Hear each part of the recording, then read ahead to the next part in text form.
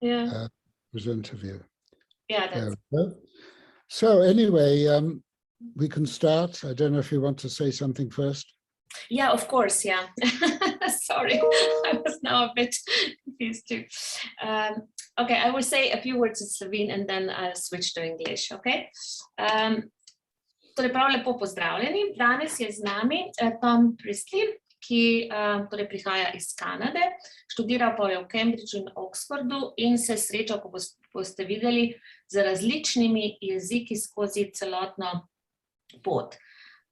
Torej, o profesorskem delu je urejal tudi recimo revijo Slovene Studies, je bil tudi ustanovitelj, prevajal je veliko pesmi slovenskih avtorjev, ima prav zanimivo bibliografijo, no in tudi domača Univerza, torej v Alberti, mu je podelila po upokojitvi 2002 naziv zaslužnega profesorja, leta 2000 je pa tudi prejel častni znak Svobode Republike Slovenije za prispevek k prepoznavanju slovenske kulture v svetu.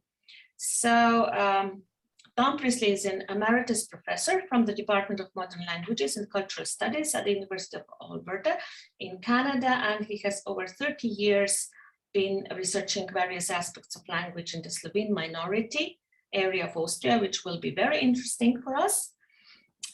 So I'm not going to say much more because actually Tom is going to speak about his life and especially the research he has done, which is very much related to where we live, so to Slovenian speakers. So the floor is yours. So very happy to have you here.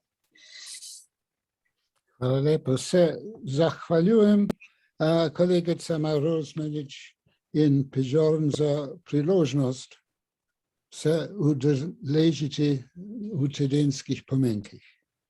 Upam, da ne boste razočarani. Začel bom takojle. Moj naslov, let's see if I can get this to work. Is that one? Aha. To je prvi naslov, predavanje v dveh delih. Prvi naslov, A Polyglot's Dilemma, Was My Multilingual Competence a Gift? When I tell people that I am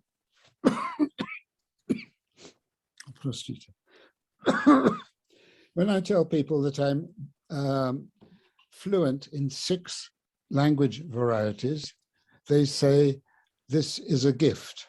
If they are religious, they say it is a gift from God. The question is, are they correct? Well, I'm going to blow my own trumpet, as we say in English, about my life as a linguist. A lot of my life is not worth being proud of, but the language side is. So slovensko sedaj se bom bahal o tem, kako sem postal poliglot. Moje življenje od jezikovnega stališča je bilo zaporedje srečnih dogodkov.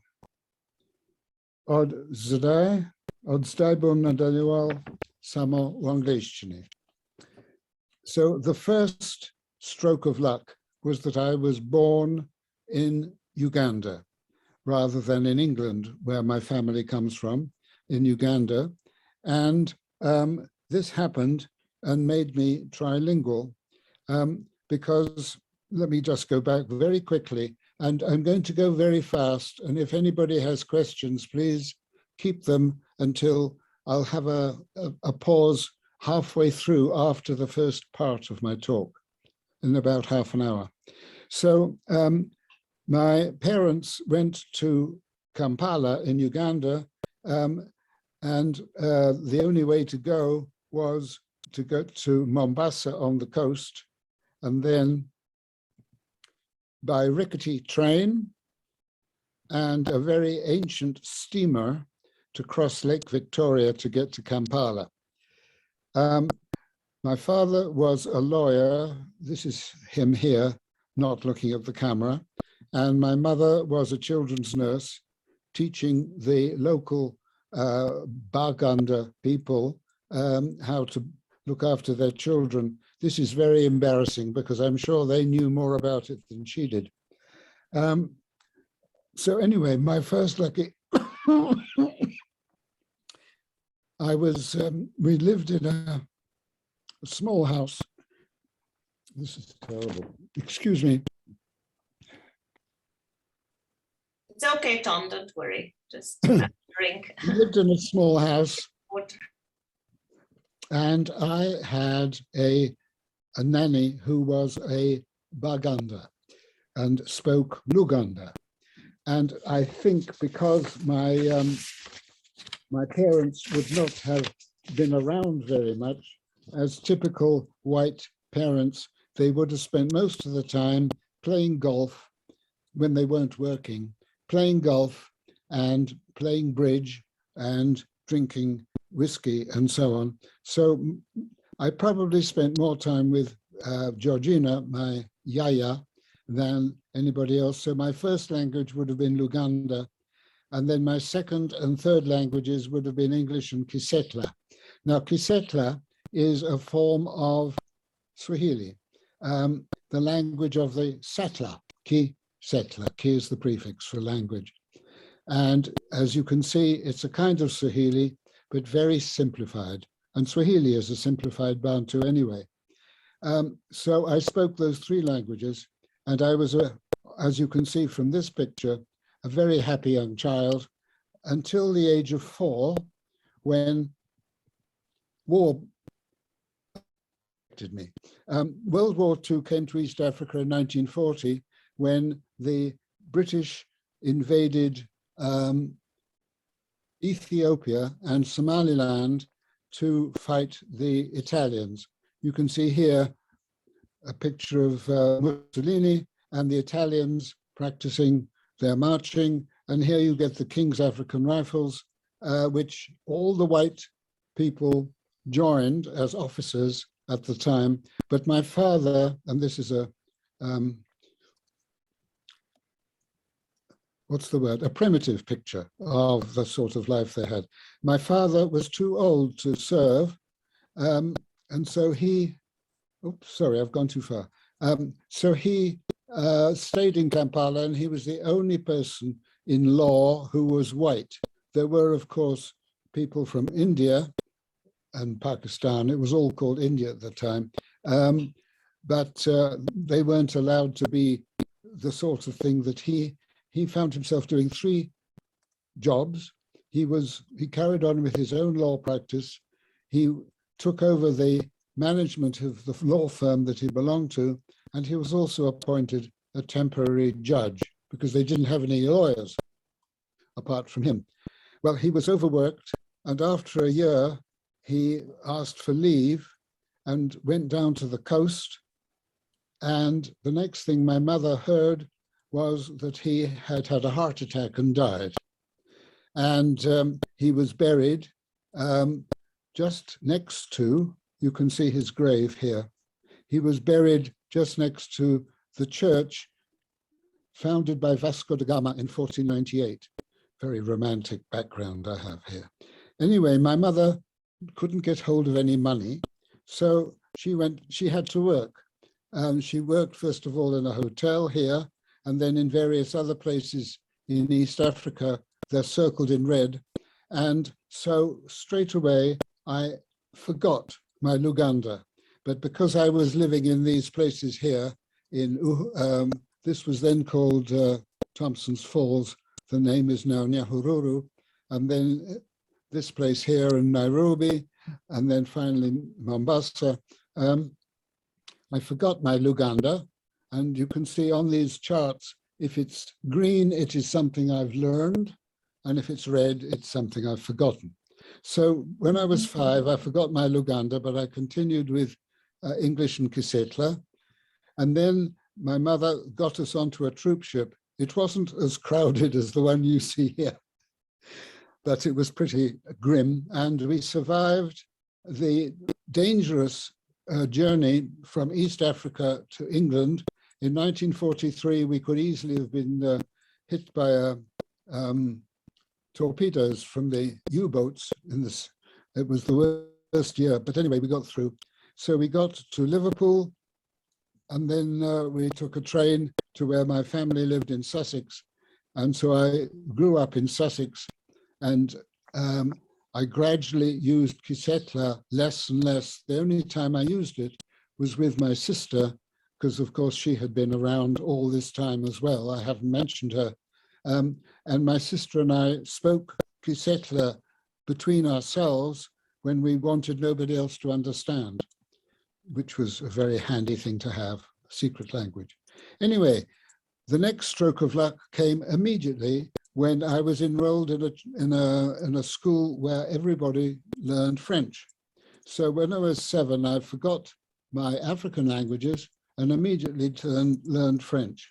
And then the very next year, 2 years later, 1946, I was enrolled in what's called a public school, which is in fact a private school, a very famous school called Christ Hospital, where from the 16th century. I had a very miserable time, but at least it was good for language, because I was enrolled in Greek and then Latin, and you can ask me why. I should have done both of those, if you like. Greek for 1 year and then Latin for 5 years.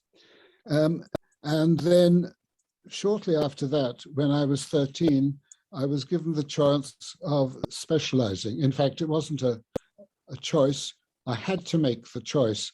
I went to see the headmaster, and he said, "What do you want to do, Priestley?" And I said, "I want to do geography, sir." And he said, "Nobody does geography. That's not a subject worth specializing in. Go away and come back tomorrow."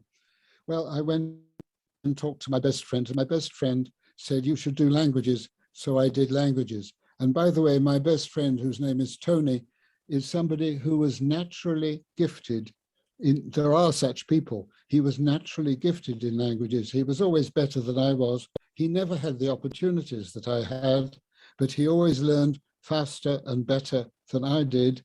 And for example, recently, he's still alive, just like me. He's been recently translating literature from Polish into French, if you can believe that. And of course, neither of these languages he was ever taught. Yes, of course, French he was taught, but not Polish. Anyway, so I started German when I was 13, and I even had exposure to Flemish because my godmother's son married somebody from Bruges in Belgium, and I used to visit them, so I had exposure to Flemish. And then I had another stroke of luck, a sort of luck. I had to do military service, and when I got into the army, after basic training, I went to officers to a place where they chose people to be officers, and they said to me, "You want to be an officer, don't you?" And I said, "No." They said, "Don't you?" I said, "No, I want to go on a language course." So after a while, I got onto the Russian course and was sent off to do Russian. And at the same time, I was able to pick up some Dutch and Italian, and you'll see why shortly. In the army, I joined the Joint Service, and we went all over Britain. We were in Bodmin here, and then in Crail, and then in a secret place here in Cheltenham. And finally, we were posted to this little village in Germany, as far away from the Russians as possible, where we sat and listened to radios of Russian troop movements. That was the most boring 4 weeks of my life.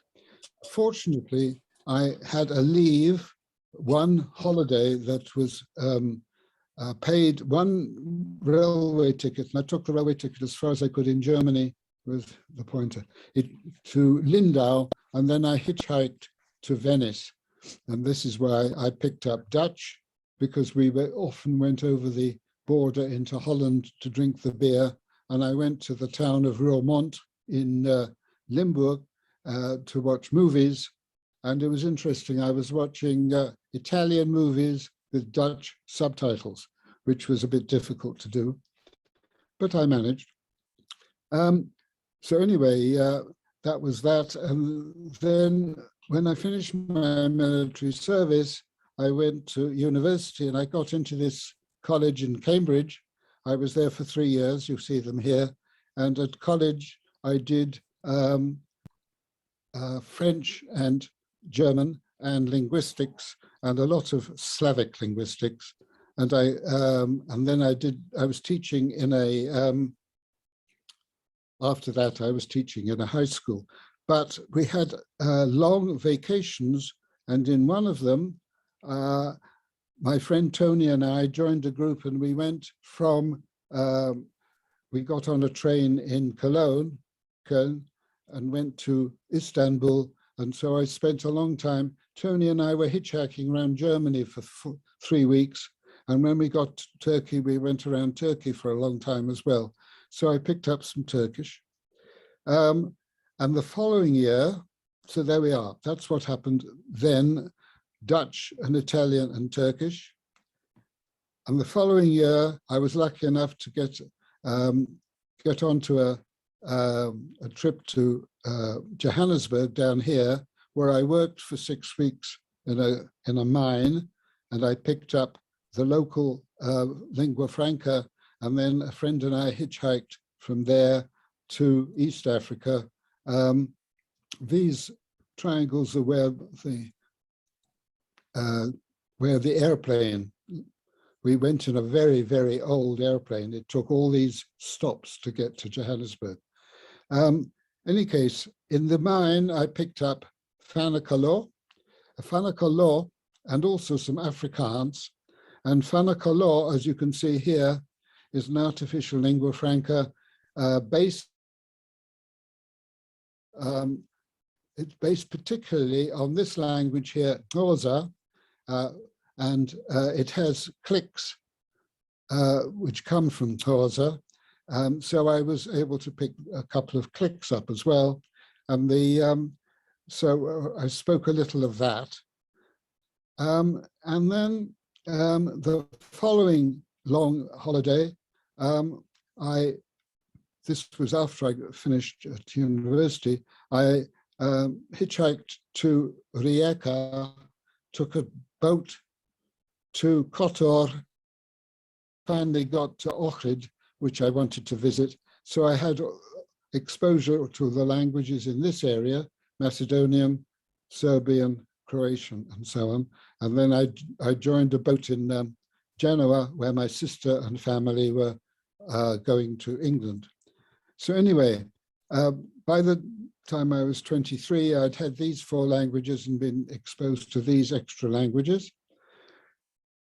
And then I taught for a while and moved to Canada. I studied here, a place called Burnaby, and then I got a position at the University of Alberta, where I was until I retired. So that was all as far as languages were concerned, but I thought I should have a second Slavic language as a teacher at a university. And I decided I should learn Slovenian, having been there briefly a few years previously. So I went on the SSJLK, Seminar Slovenska Jezika, Literature in Kulture. I'm going to say it in English in case somebody's going to look at the recording. The Seminar of the Slovene Language, Literature and Culture. The one I first went on to was number 9 in 1973. And this was very important because this was the year when they'd had demonstrations against the Slovenian minority in Carinthia. And we visited the capital, Solovec Klagenfurt, and a town here called Diekše, where there were graffiti all over the church and all the walls, anti-Slovenian graffiti and klobasnica. And this more or less decided me that I should find my fieldwork village, because I wanted to do field work. I didn't want to work from books, but I wanted to work from humans. And so I chose, having learned eventually I finished learning Slovenian because I was able to go to 3 different seminars and also visits, do some work in Slovenia apart from that. And so I can add Slovenian to the list.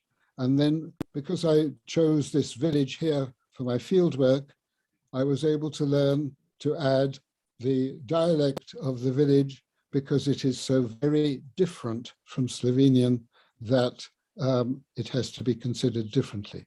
So there you have the 6 language varieties that I consider myself competent in. I'm particularly competent phonetically. My accent is usually very good. In fact, even when I'm exposed to other languages, I can speak them with a good accent, even if I can't speak them very well otherwise. And you see the other languages I've been exposed to, Spanish, after I retired, I went on a pilgrimage and I learned some Spanish for that.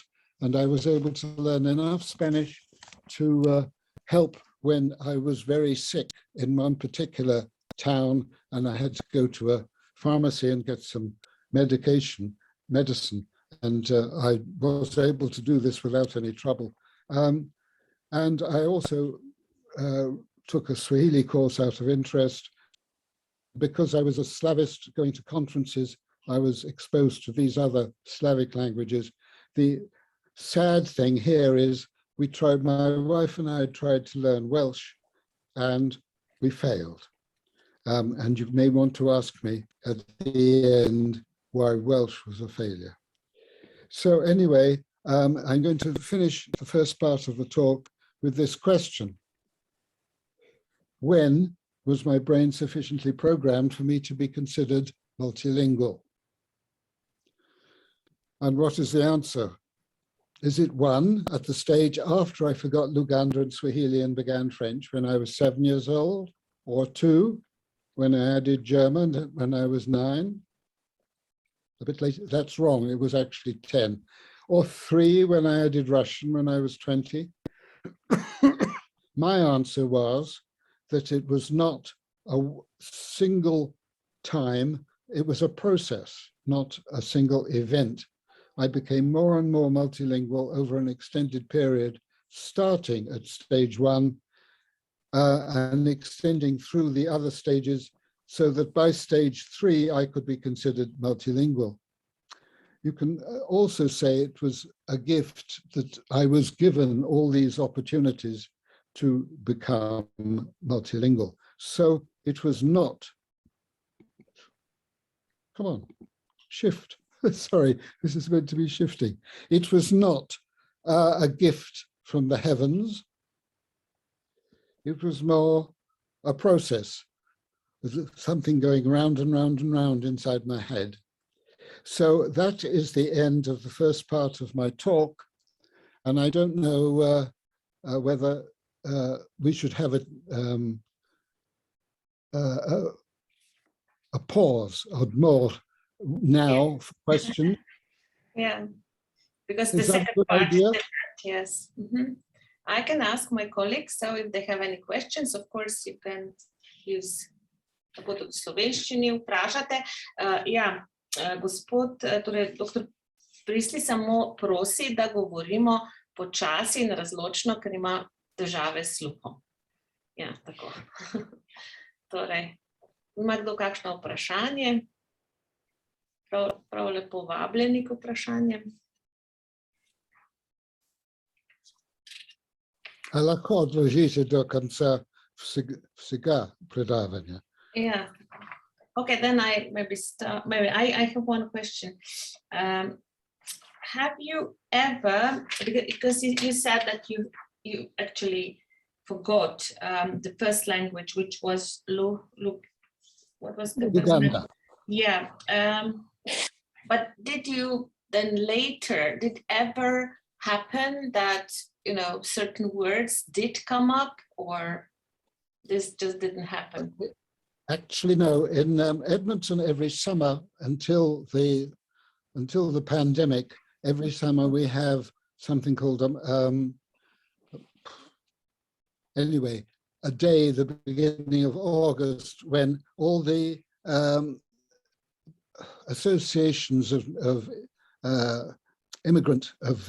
new Canadians have an exhibition, a tent, and they have food and dancing, and there's about 30 or 40 tents in a very large park.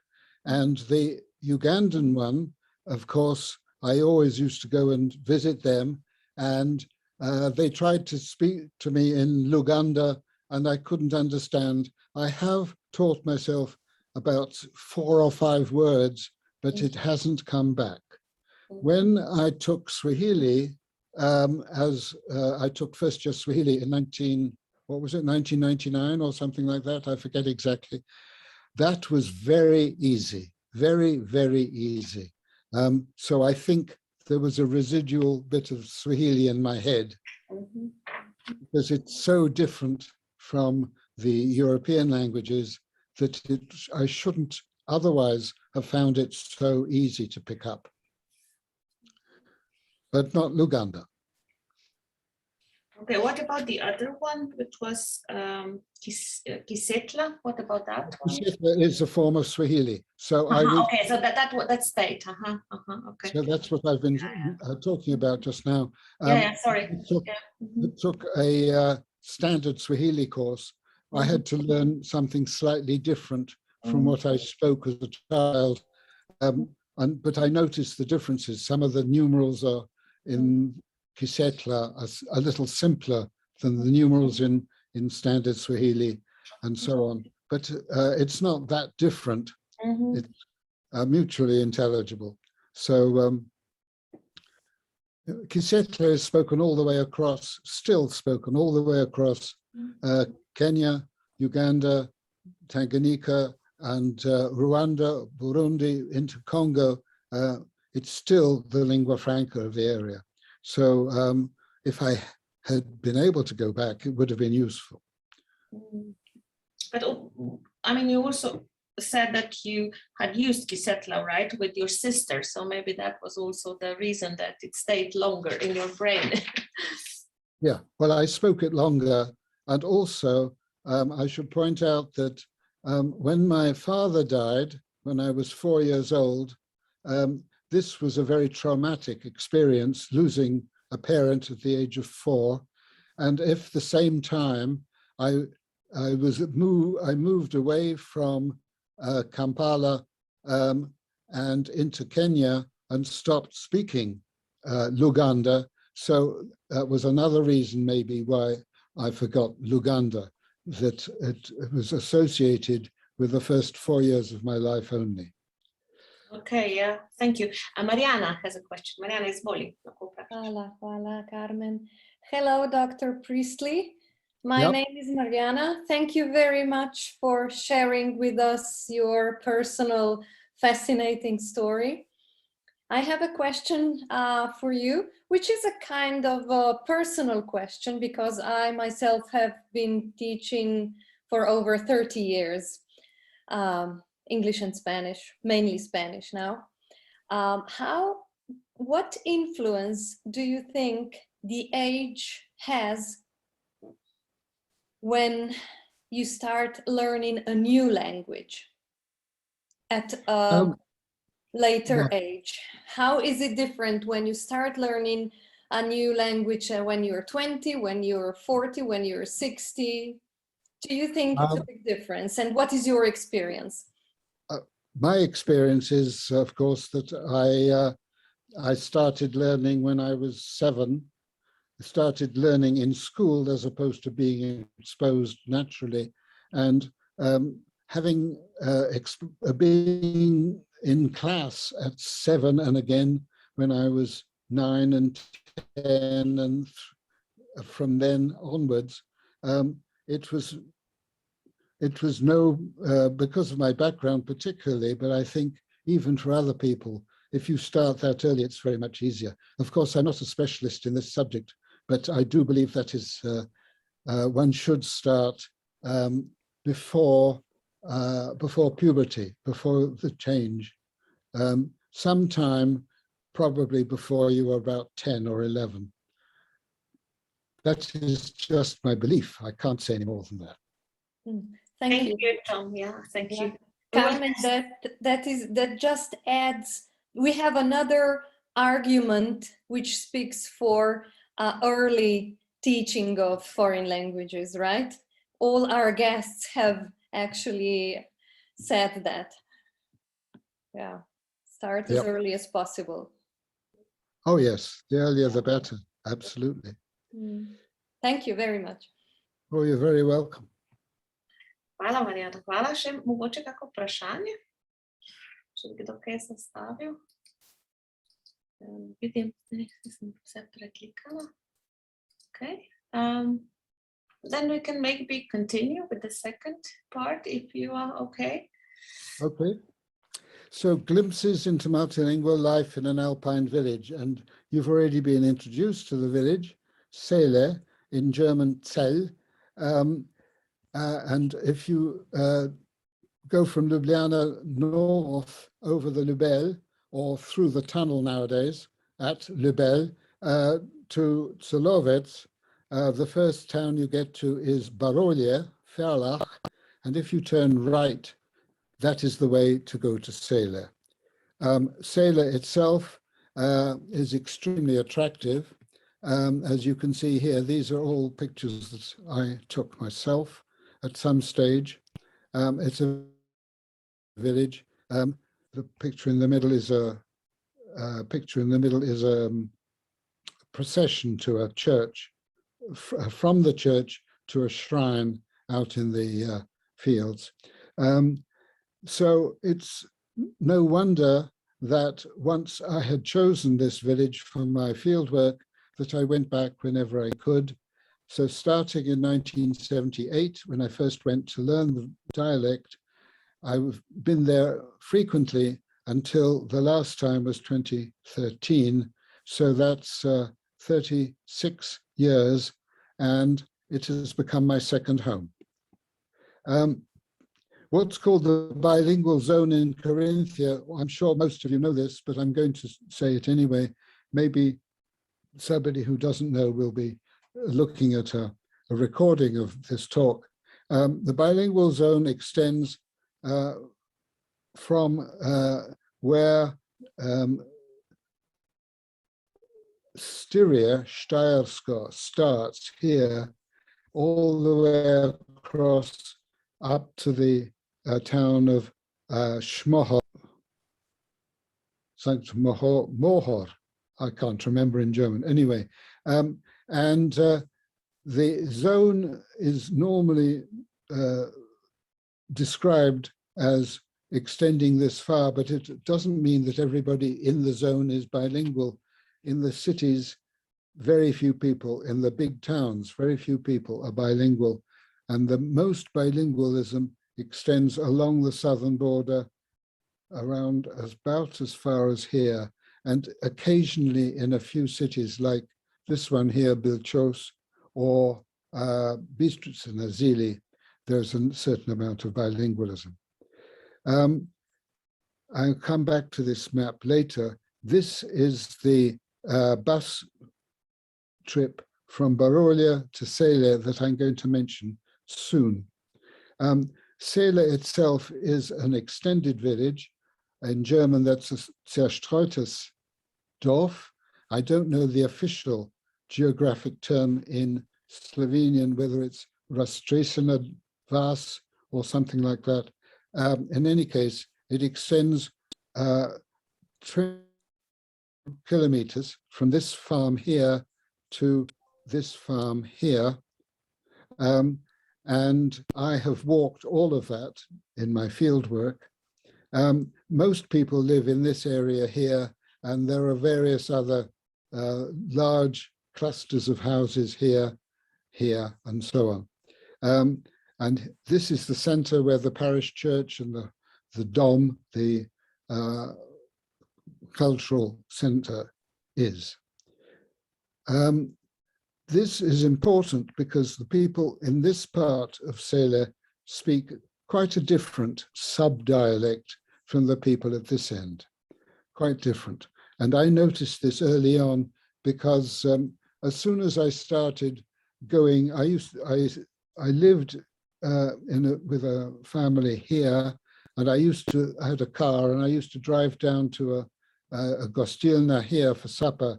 And they said, what you doing in our village? And I said, I'm trying to learn your dialect. And they said, I had to be careful because posot malwai delhach, or that would be posot gavario durgache, because they know that there is so much variation between one end of the village and the other. And because of the variation, I decided I was not able to describe the dialect based on the speech of one person. I had a problem. So I decided to do a different kind of linguistics.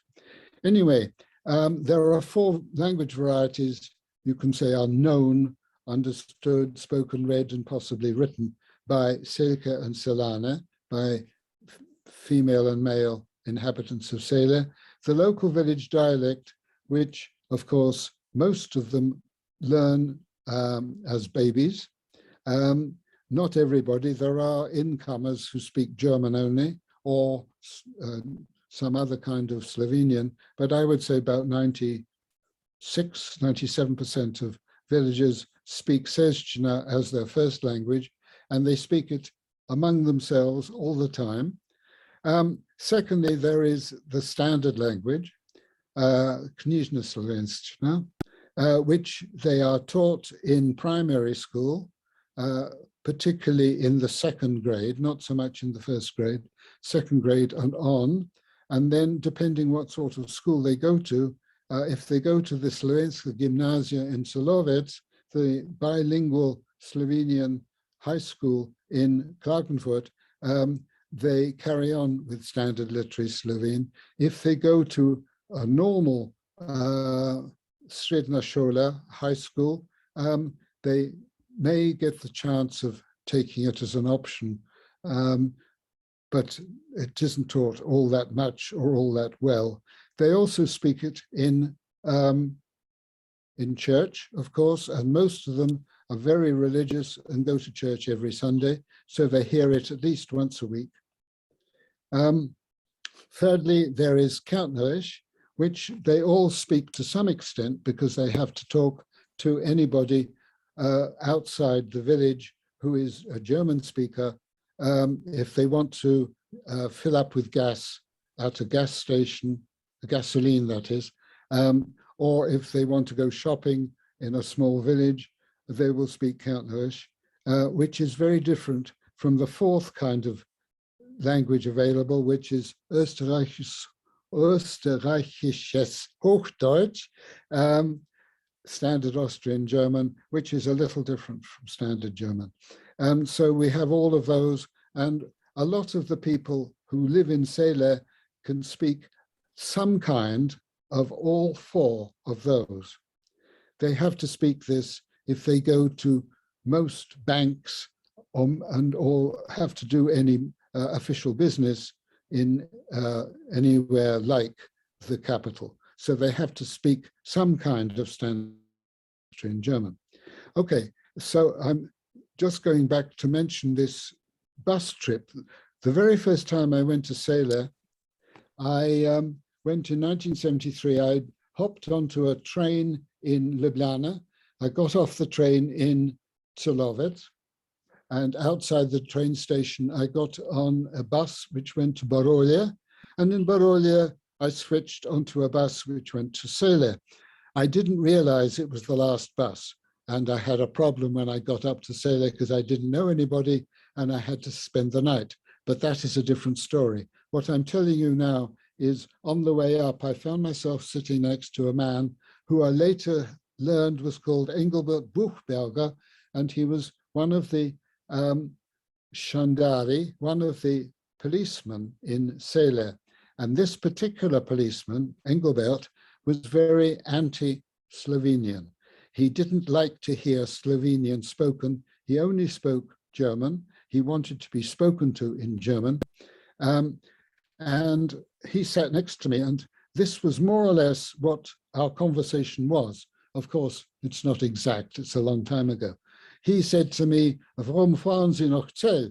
Why are you going to Celle?" And I said, as you can see, ich bin Sprachwissenschaftler und interessiere mich für den Dialekt hier. I am a linguist, and I'm interested in the dialect here. And he said, "Oh, das ist kein Dialekt und nicht interessant." That is no dialect. It is not interesting. It is nur windisch. Das heißt eine schiere Mischsprache. It is windisch. That means a dirty mixed language. And I sort of mumbled something in response. I didn't know what to say. Something like, "Really? In der Tat?"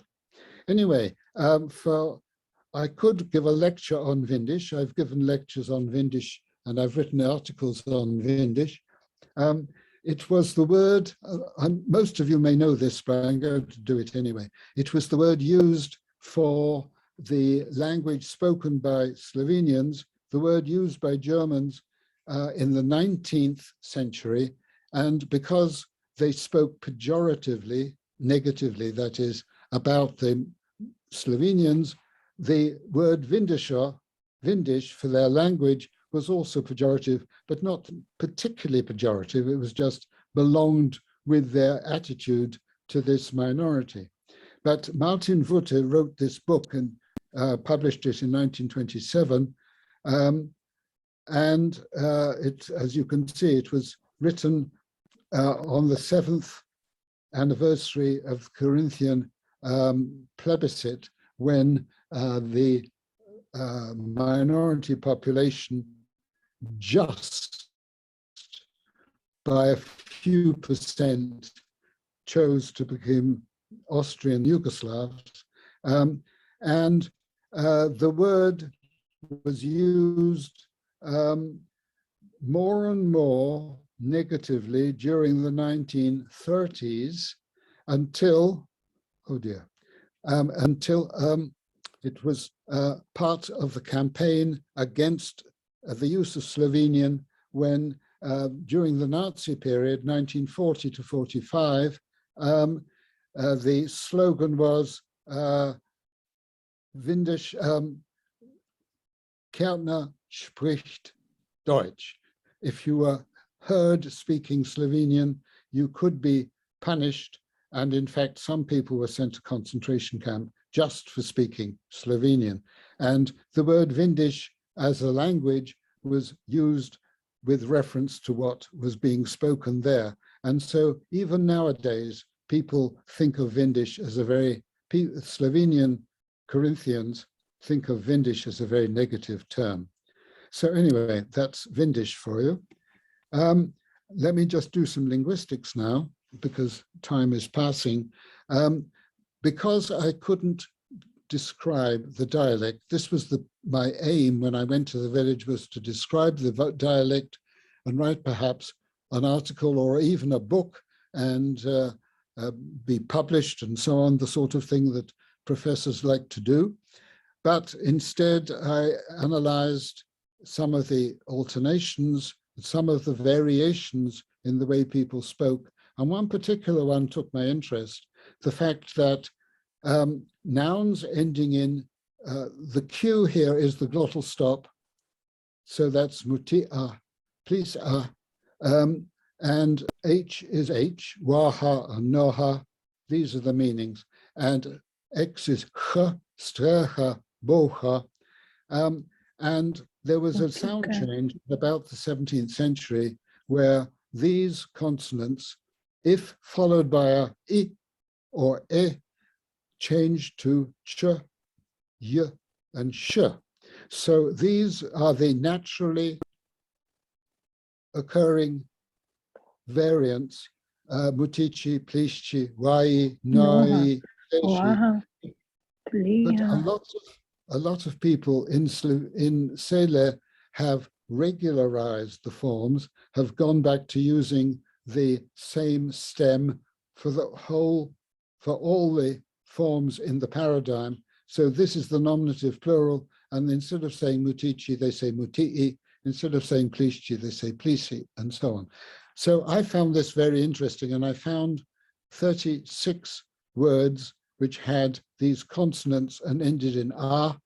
And I went around and I asked a large number of people how they said the plural, because the plural was the most interesting.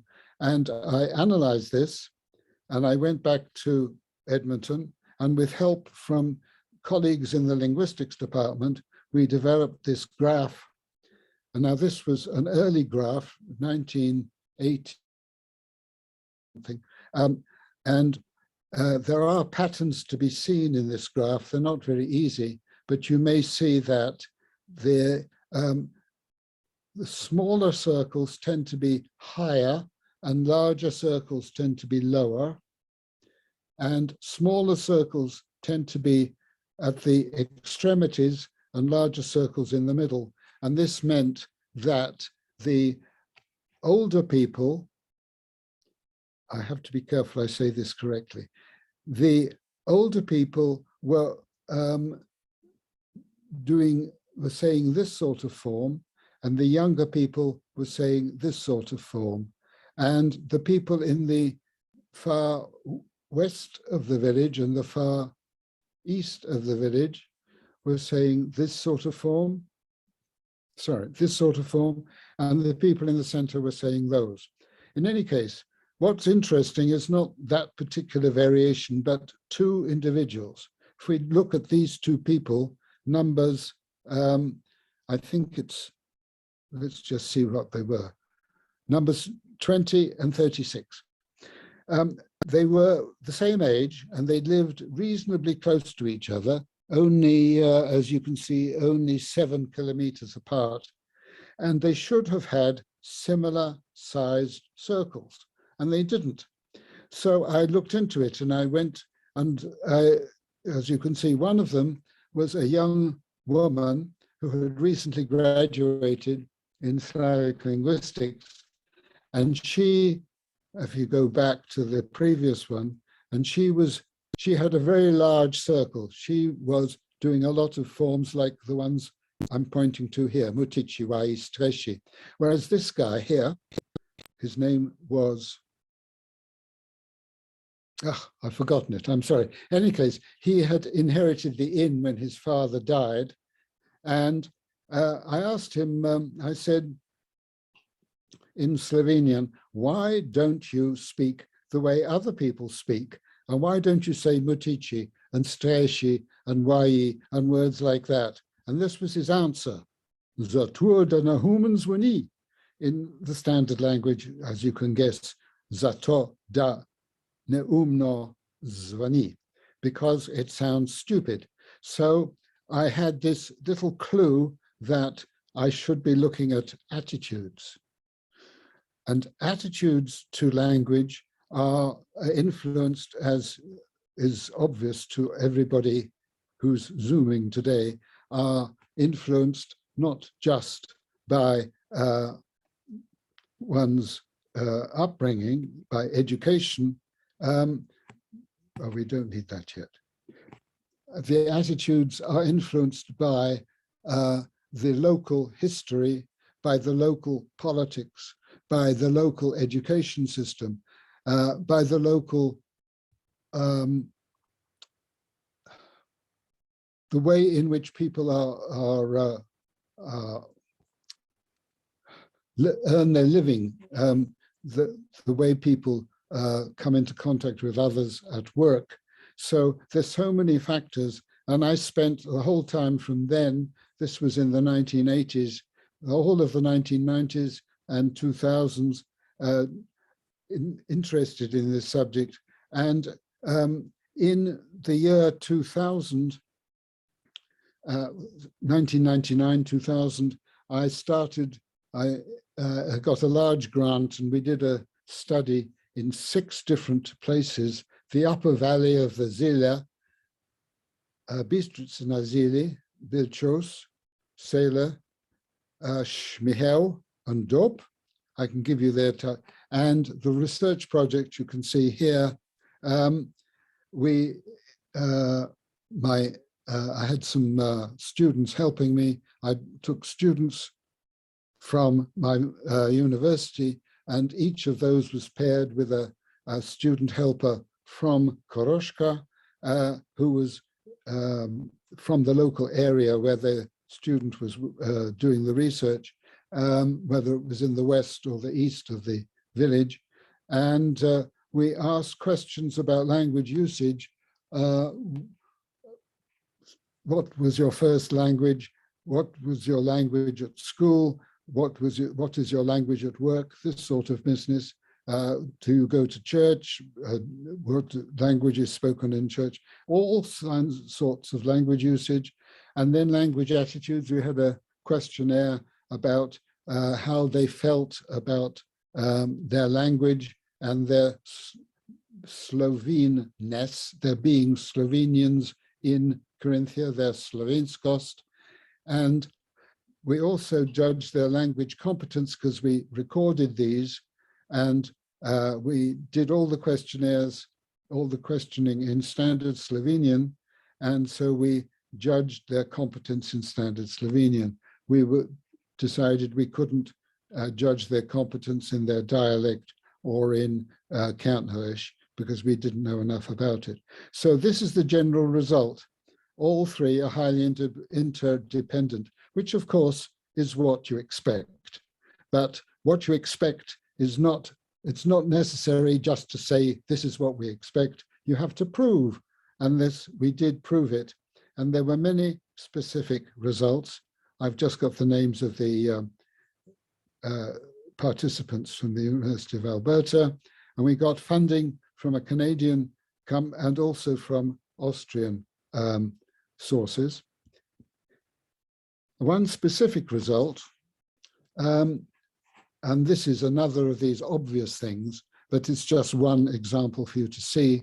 The greater the competence in standard literary Slovenian, the more positive the attitudes to being Slovenian in a minority situation.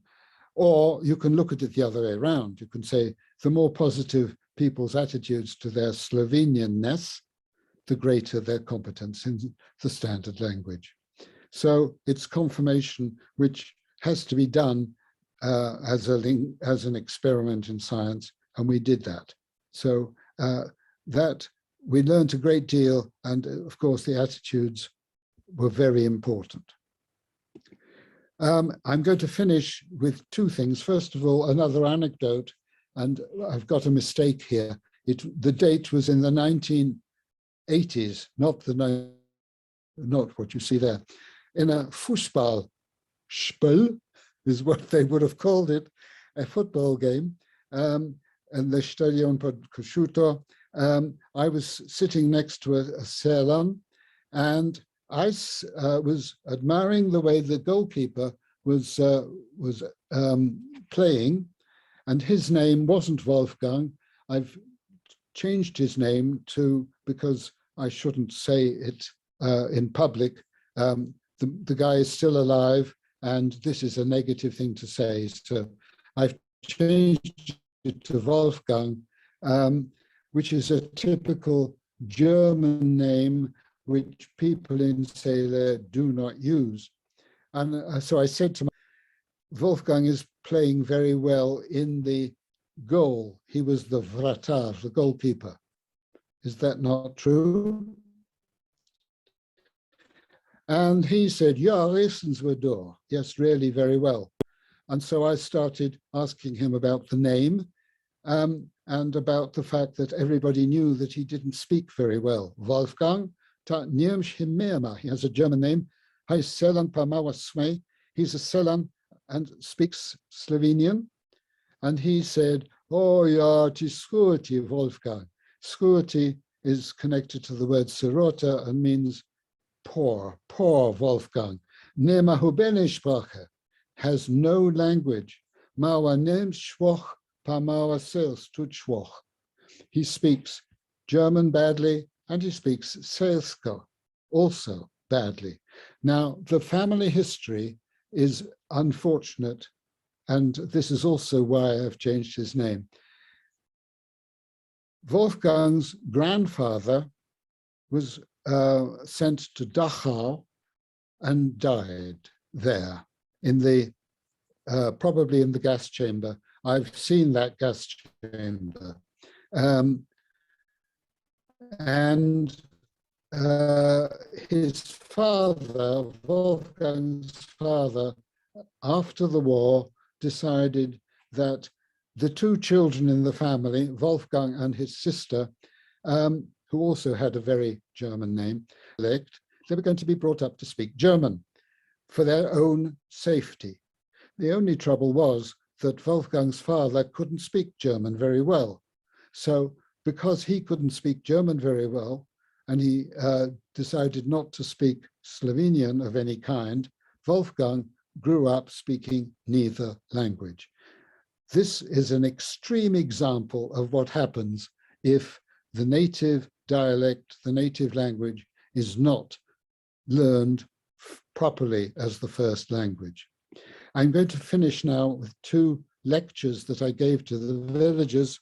It's getting on to 11 o'clock, so I'll finish soon. I gave several lectures, and my general aim, you can see there I had two aims. First of all, to increase the pride in the village dialect. Of course, this was a task which one person couldn't really take on their shoulders, but I felt that if somebody coming from outside the village told them how valuable their dialect was, it would help them to be proud of it, because after all, štejejo was the necessary foundation for all other languages. And my second objective was to encourage my friends to write to me in the dialect, because written dialect was interesting linguistically. So my first lecture, this was the flyer, the piece of paper that was delivered to every household, and it was called, you can see here, Bodite ponosni na svoj jezik, be proud of your language. And I told them why it was so important to be proud, because štejejo was the basis for learning all other languages. And I recognized how important it was to know good German and good Italian, perhaps, and good Slovenian. And at the end, when I finished, one of the village, you know, he said, it's like the bottom row of logs in the log pile outside a house. Every house in the village, as I suppose most houses in Slovenian villages in Slovenia have, for the winter, they have logs piled at their house somewhere, or outside the barn or somewhere. And he said, you have to have the bottom row perfect. Otherwise, the others won't stay up. They'll topple over. And I said, yes, that is a very good analogy. My second talk was this one, and it was called Kako lahko pišemo štejejo z eno samo vajo, or in Slovenian dialect, schreiben sprach z eno samo vajo. So I had a talk saying, how are you going to write your dialect?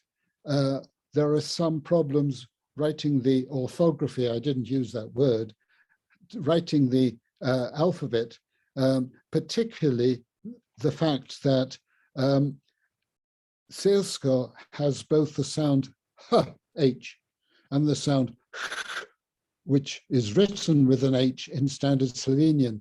What is the answer? How are you going to write that? If you write them both with H, it can be confusing, because some words you don't know whether it should have an H or a H.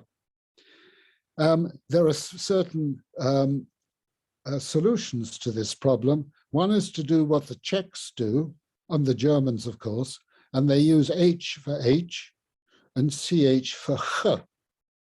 It's the German method, and it's also used for Czech and Slovak. I said, you can do that if you like, or you can use an accent, a diacritic. Do have an H for H, and then an H with an accent mark for H. And we had a vote as to which solution. So this was, you could call it orthography by democracy. We had a vote of how they would like to do it. There were about 50 Silane in the audience, so it was a reasonable sample of villages, and they voted to have a diacritic.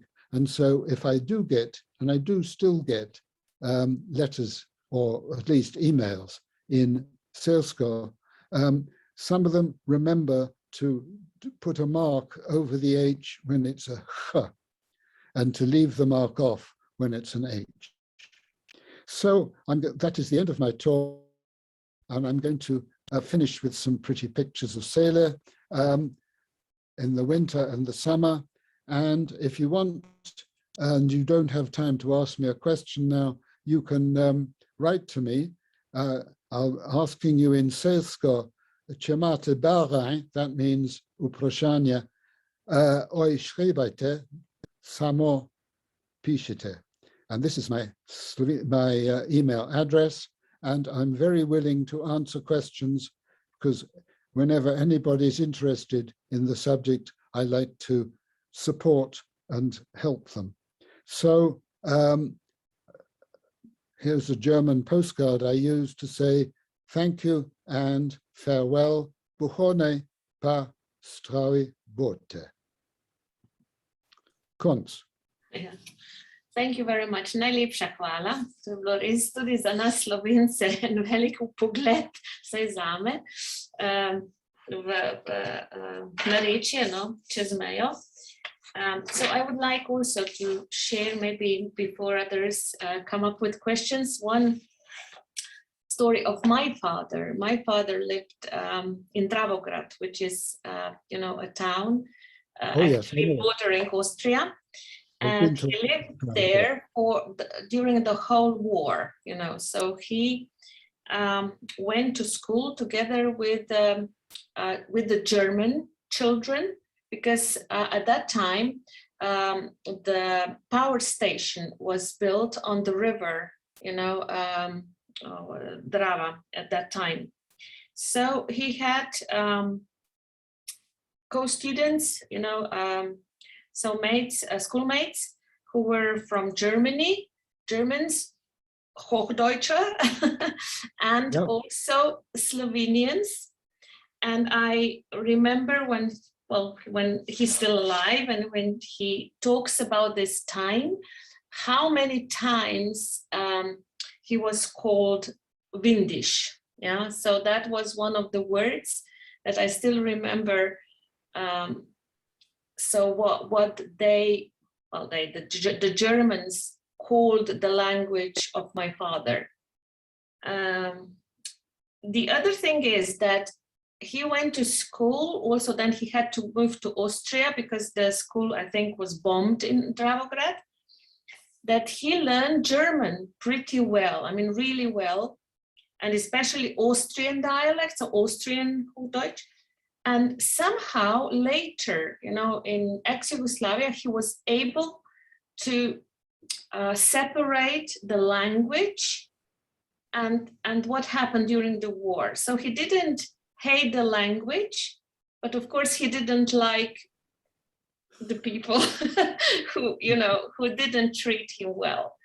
So so yeah, that's a story that, I don't know, somehow influenced my life as well through my father. So this Windisch was a really pejorative name for the Slovene language, and for all the Slovenians there. Yeah. Thank you. That was interesting. And he was, what you mentioned, he said that after 2 weeks, nobody was allowed to say anything in Slovene anymore in school. And they were really beaten up if they, you know, well, if they used Slovenian language. And he told me that, of course, when the Slovenians spoke with each other, the German children couldn't understand them. And then these German children would, of course, go to the teacher and tell the teacher that the Slovenians, you know, are still using their Windisch. And then they were penalized, beaten up by the teacher. But my father said, but when we went home, then it was our turn. and we so with the Germans also. Yeah, and somehow he said, yeah, that well, he could somehow survive, and the only good thing that happened during the war was that the knowledge he got, in German. So that he was able to, actually he was bilingual more or less, yeah. Okay, so thank you. That's my story. And now I'd just like to comment. Yes. That's a very unpleasant example of other examples that, for example, my wife is from Wales. She's Welsh, which is why we did Welsh unsuccessfully in my, I mentioned. And the Welsh children were not allowed to speak Welsh in school. They had, if they were caught speaking Welsh, they had to carry a large wooden thing around their neck, saying what stupid children they were. And that's one example. Another example is from British Columbia in Canada, where the native, the indigenous children, not only in BC, in British Columbia, but all across Canada, the children who were taken from their homes and the indigenous, the so-called, what we used to call Indian children, were taken from their homes and put into these horrible boarding schools.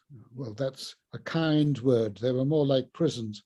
They weren't allowed to use their language either.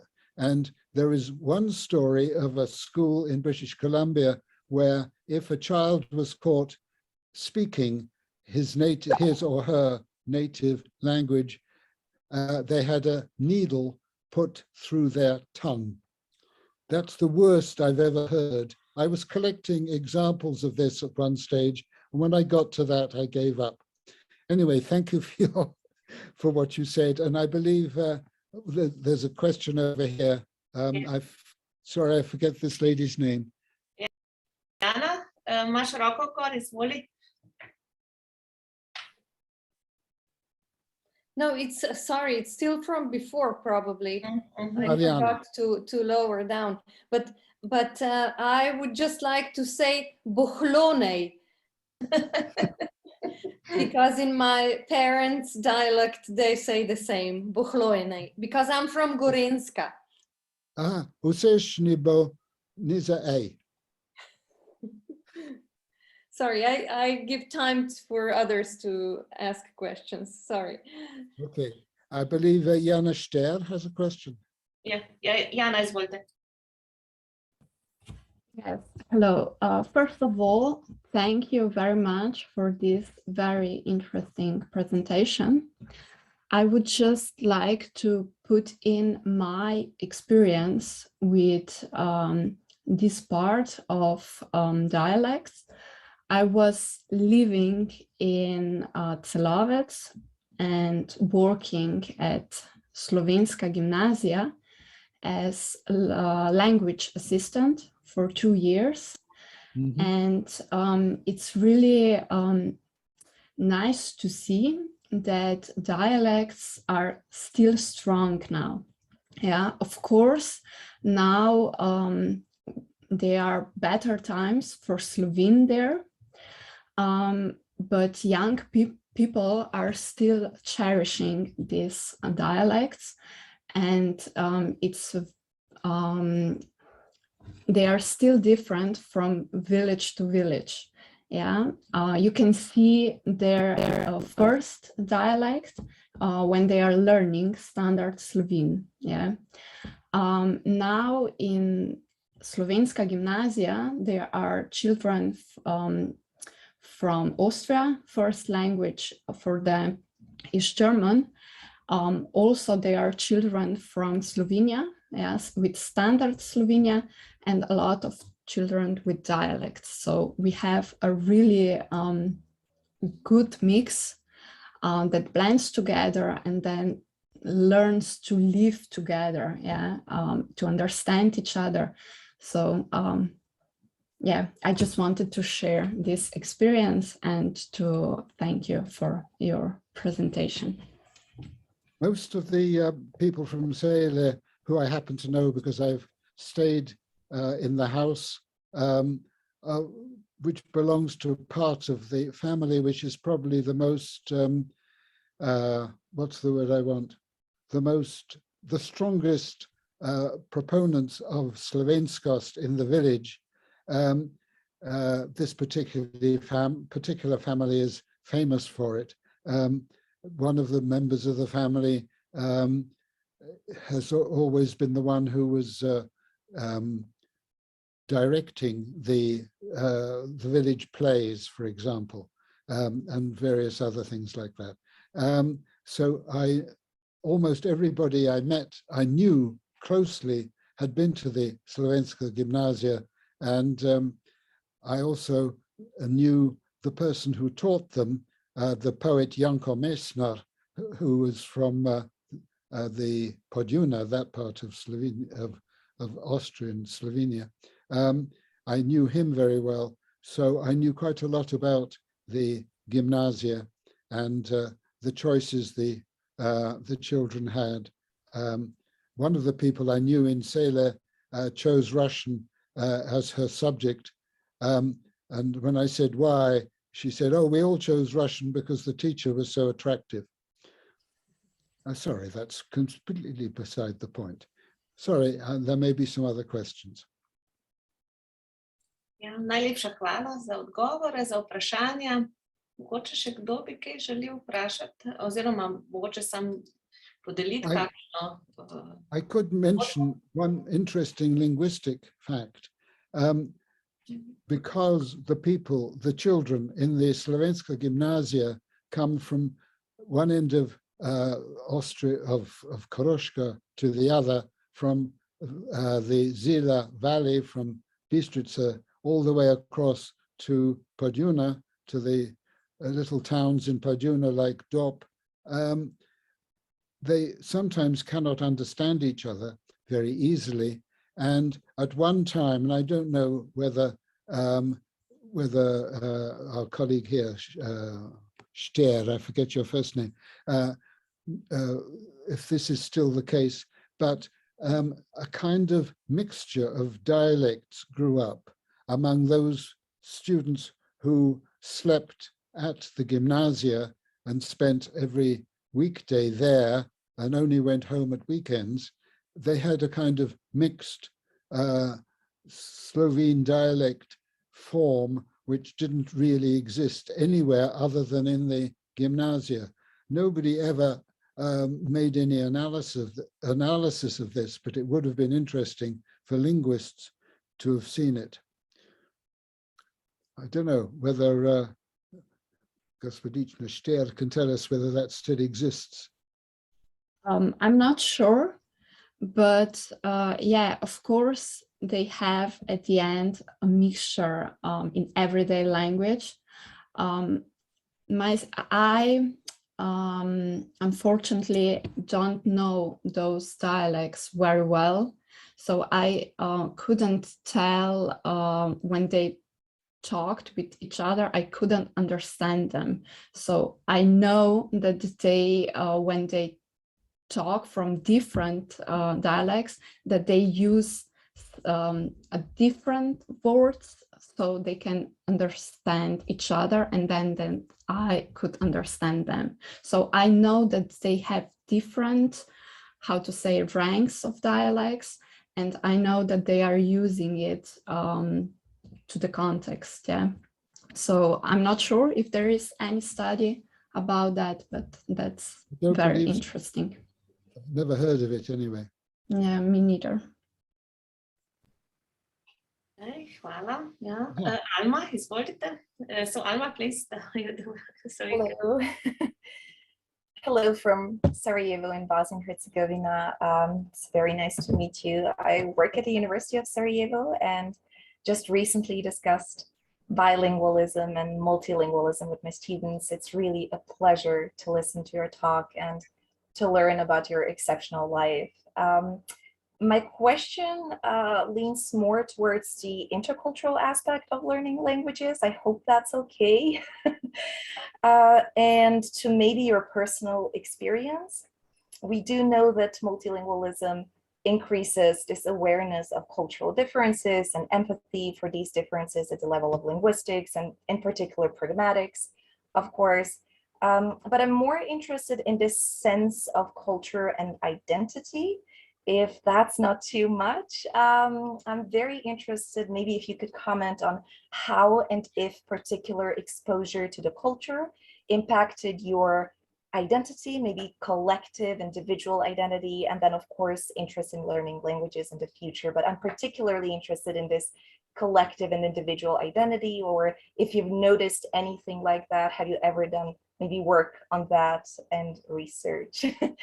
Thank you. Well, I wish I could answer you. I mean, this goes back to, was it Charlemagne who said, so many languages, so many times a man? We should say so many times exactly. a person.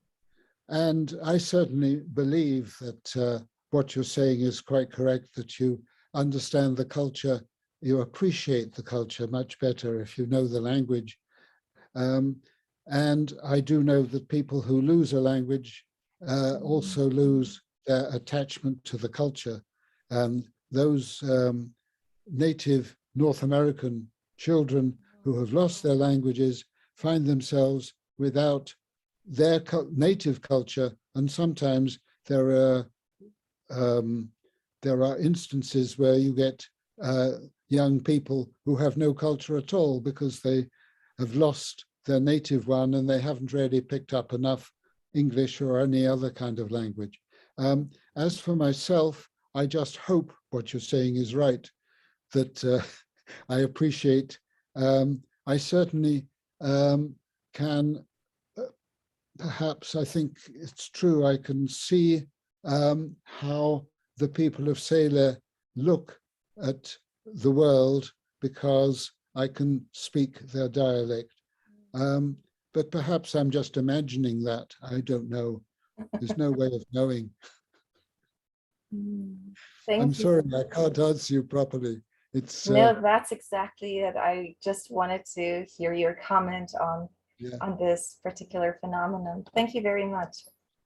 No, I know that certainly there are people who are famous for not learning languages, in particular English people who go abroad to places like Spain and they